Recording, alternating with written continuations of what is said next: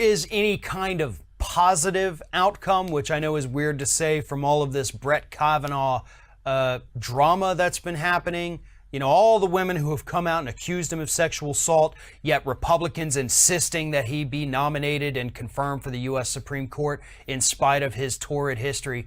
The only good thing to come out of this is the fact that women, according to the latest polls, are starting to see exactly what the Republican Party is.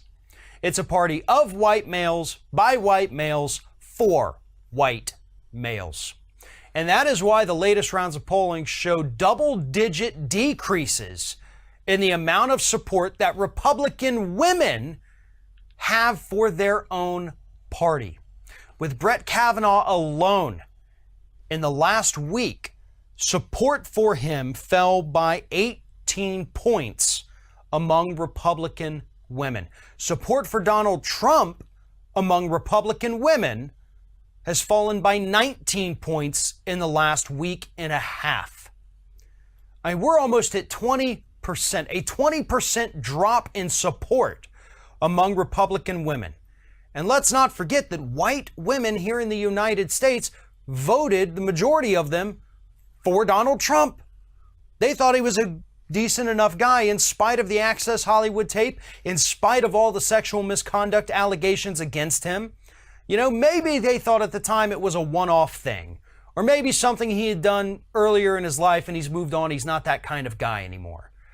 But after a year and a half of watching this guy in office, watching him consistently side with the accused without ever once giving accusers the benefit of the doubt and instead attacking them, I think Republican women are starting to wake up and understand what this man and his entire party are all about. And it is not a party that has any space whatsoever for women in the United States. They don't care about your health. They don't care about your bodies. They only care about the parts they're allowed to regulate.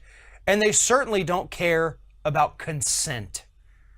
And I know there's still plenty of Republican women out there who are going to defend the Republican Party till death. They have come out publicly and said, oh, even if Kavanaugh did this, all boys do this, so it's okay. They said that being groped by men isn't that big of a deal. Girls should just get used to it. So yeah, you're never going to change that psychotic mindset, because that's what it is. That is truly a psychosis among some of these Republican women.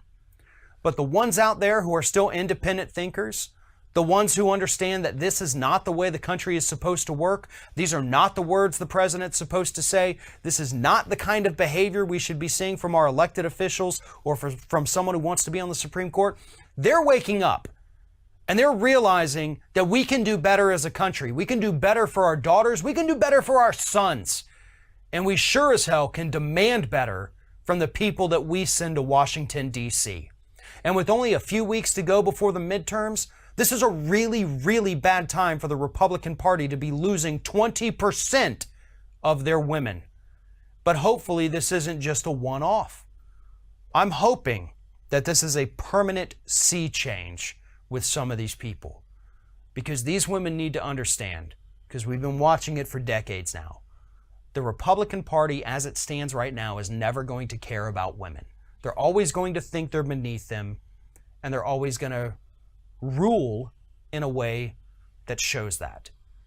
The only way for you to keep your voice heard and your voice in a position where it matters is to vote these old, aging white guys who hate women out of office. But luckily, you have a chance to do that in just a few weeks.